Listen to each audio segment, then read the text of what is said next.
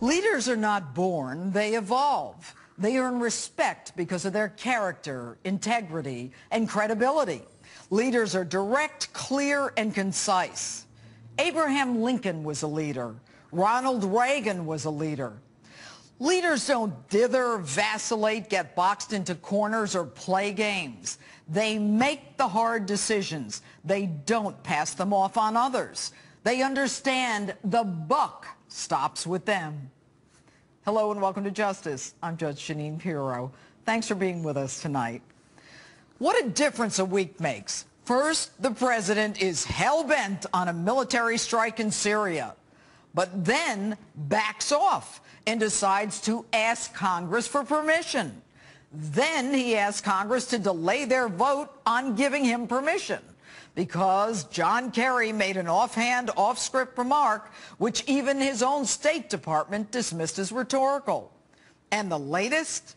We reach an agreement with Russia to force Syria to give up its chemical weapons. Just like that. The Washington two-step in full swing. Russian President Vladimir Putin, now the new peacekeeper-in-chief, the go-between for the United States and the people we were about to bomb. Really? We are now going to rely on Russia to dissolve the chemical weapons dilemma in Syria? For 2 years, Mr. President, you've said Assad has to go, but you did nothing. A year ago, you drew another one of your make-believe red lines, but did nothing. Despite over 100,000 people killed, last week you suddenly announced that as commander-in-chief, you will order a military strike. The American public, understandably, is outraged. They don't want more American blood spilled. What to do? Back off the commander-in-chief thing and outsource the decision to Congress.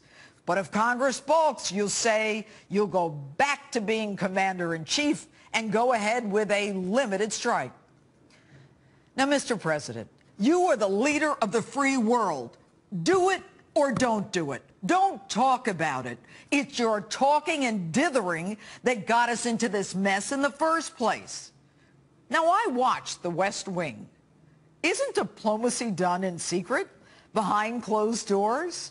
What's with the macho man we're going to go in and show him baloney? Every time you open your mouth, you get into trouble. Do you even think about the consequences of what you say?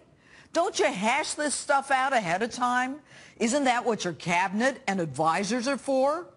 It's amateur hour in Washington. You can't even keep the script straight between you and your Secretary of State and your own State Department. The only thing you've done is prove to the world that we're nothing to be afraid of, not to be respected, that you don't say what you mean and you don't mean what you say. Why would anyone even want to be the ally of the United States?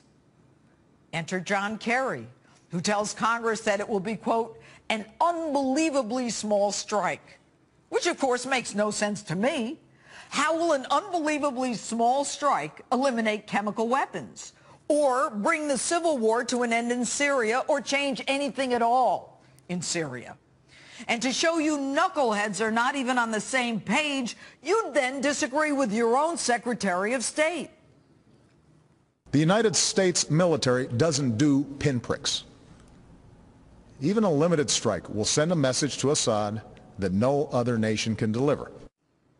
And by the way, Mr. President, how can you guarantee your Tomahawk missile won't kill civilians and children? And don't give me that satellite laser thing. A 1,000-pound missile will bring down buildings and cause immense collateral damage well beyond your precise strike zone. But enter Big Bad Vlad doing the Putin pivot. The Russian president throws a lifeline to both Syria's Assad and to the President of the United States.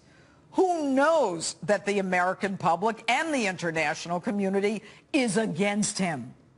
Mr. President, Putin sees you as an easy mark, and he plays you like a fiddle. The President of the United States has been played, cornered. How? Putin is the one who's supplying arms to Assad. Putin is the one who thinks so little of us that he wouldn't even hand over someone you consider a traitor after 5 weeks of negotiations. Putin is the one offering the anti-missile defense system to stop our missiles from hurting Assad. Putin is the one who last week called your own Secretary of State an outright liar. But today, he's our ally, the savior upon whom you rely to save face. And as Putin rides high on his horse, he tries to sway the public in an op-ed piece that, other than his criticism of the United States exceptionalism, most Americans would agree with. I, for one, believe in American exceptionalism, and I hate kowtowing to Moscow, especially to a former KGB agent, for resolution to a problem that we should have been able to handle ourselves. Coincidentally, Putin asks what Americans are asking, things you, Mr. President, can't answer. How is a strike against Syria in our national security interests? And why would the United States risk entering a civil war that will clearly spread far beyond Syria? And on this, Putin is credible. Russia is the patron of Syria as well as Iran. Russia has a vital interest in the region that Obama talked about attacking. The Obama administration drinks its own Kool-Aid, now says that Assad was really afraid of a military strike and that it was only the U.S. threat of force that prompted Assad to make these concessions. Really? Do you really think Assad is afraid of us? He reads the papers. He knew that Congress, the international community, the UN, the EU, NATO, and the Brits were all against a strike. And no surprise, the UN still hasn't issued its opinion on who issued and used those chemical weapons in Syria. So why are we letting Putin be the intermediary, delivering messages from a guy who we say is in no position to set terms and who we don't believe, who we now want to believe, just to save face? And Mr. President, if you were serious, you would have gone forward with congressional permission to show strength in the event of what I think is the inevitable refusal by Syria to hand over all chemical weapons. Mr. President, admit it, you've been played, caught flat-footed by a devil who doesn't wear Prada. Through your feckless and inept foreign policy, you have squandered the goodwill and the reputation of this great nation. You engage in diplomacy through public conversations with your finger to the wind. The United States of America deserves better. The men who've made the monumental decisions that contributed to the greatness of America did it from a position of strength and respect.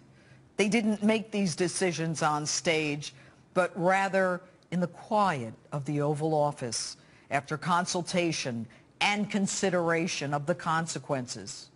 You sit in the same office where Lincoln, FDR, and Reagan sat, but you are no Lincoln, no FDR, and you are no Reagan. To most of us, 2016 can't come soon enough.